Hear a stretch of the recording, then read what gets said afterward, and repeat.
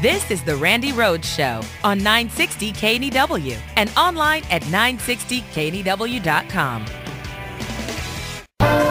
Here's today's talking point from your official guide to being a good Republican. Talking point number 130. Barack Obama is coming for your Star Wars action figures. Today's Senate hearings on gun control featured shooting victim Gabrielle Giffords and NRA President Wayne LaPierre. Now, before we get into the politics of the matter, let's just say at the outset that our hearts go out to anyone who has suffered the way that Wayne LaPierre has.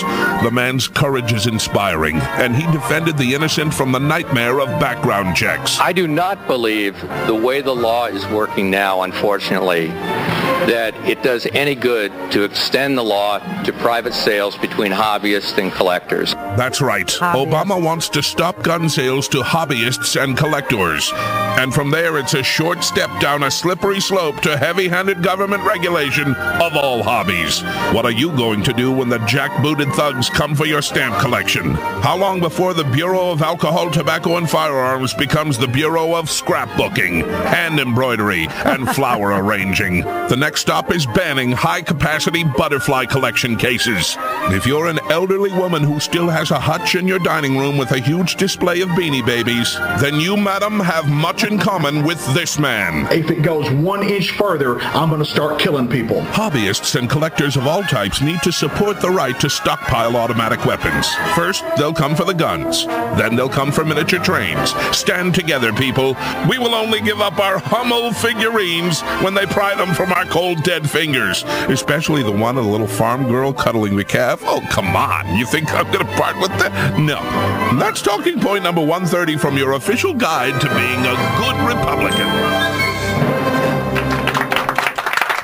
Oh, so the Second Amendment was to protect hobbies. I didn't know that. Did you know that? I didn't know that James Madison wrote the Second Amendment, including a well-regulated militia being necessary because he was thinking of a hobby. The hobby of collecting AR-15 and semi-automatic, Bushmasters. I didn't know that. You live and you learn. You watch these hearings, and all of a sudden it dawns on you that that's the reason. That's the reason why the Second Amendment is so important, because, you might be a collector. So the nerve of Wayne LaPierre is insane, and I wonder if he would be this nervy if he didn't have gun manufacturers behind him. I wonder if he was out there all alone, just as an individual, just as a citizen, testifying before Congress about gun background checks and mentally ill people slipping through the cracks, and 2-year-olds being shot and killed, and people who were lousy marksmen now being able to take out 70 people in like 33 seconds. I wonder if he would be so bold if he didn't have all these gun manufacturers around him and all these gun nuts around him. I just don't think so, but it was fascinating. I mean, not only did Gabrielle Giffords testify, not only did Mark Kelly. Mark Kelly, by the way, described what happened in Tucson in such detail today. I don't think they've ever described it this way.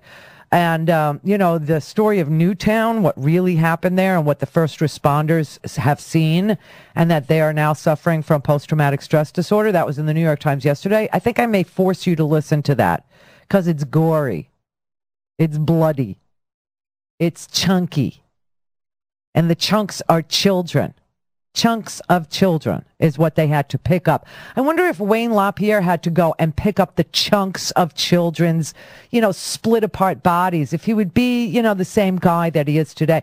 Don't you think that should be like mandatory service for a gun nut? Don't you think they should have to go and look at the blood and guts? Shouldn't they have to view Gabrielle Giffords', surgeries before they open up a mouth?